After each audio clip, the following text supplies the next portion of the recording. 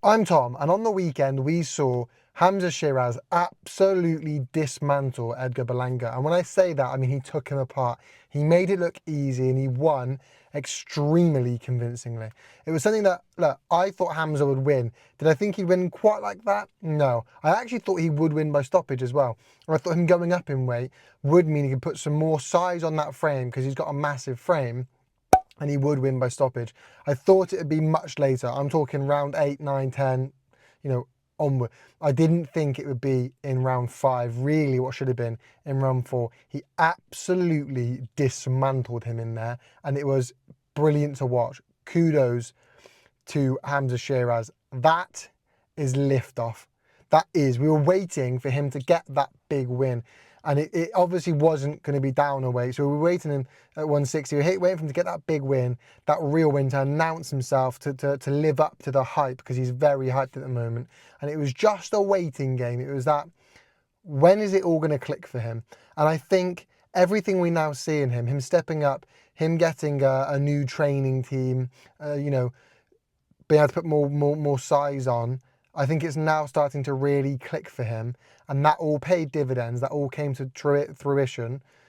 That all rang true on the weekend. In the new weight class, he looks so much better. He looks more confident. He looks more sure of himself. He looks more like he knows his ability, he knows his strength is there.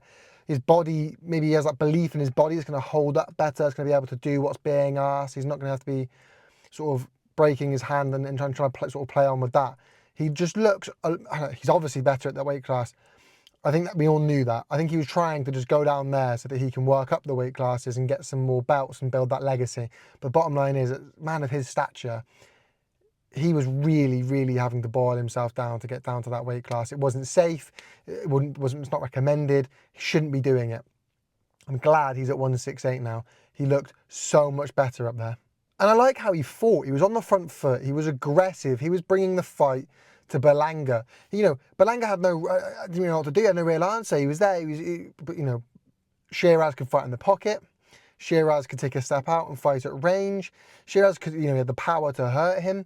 He was able to do it all. And look, Berlanga showed he had heart, but ultimately what he didn't have was an answer. And Sheeraz, he just looked so much better, more confident, more able, more capable. All of it at that higher weight class. I'm really excited to see where he goes. I've been someone that's been one of those ones that's been a bit hesitant on Hamzah Sheeraz. Where is he going to go? What's he going to do? Is he worth the hype? I think we find this all today. Yes to all of those things.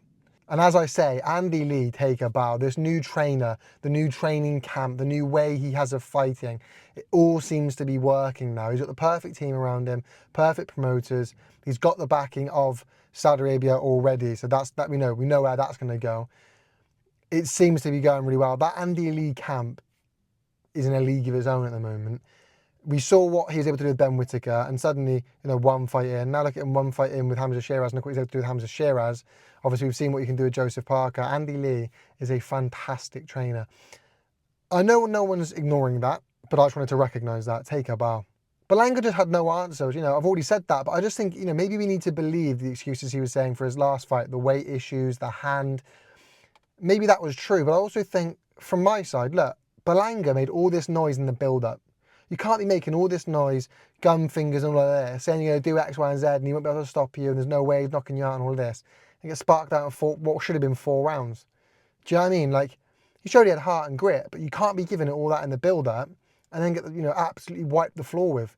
In my opinion, that just can't be happening. You can't be sitting there giving it the big one, giving it the I am, you're this, that, and the other, and you're not going to do this, and then absolutely get completely taken out with ease, with comfort.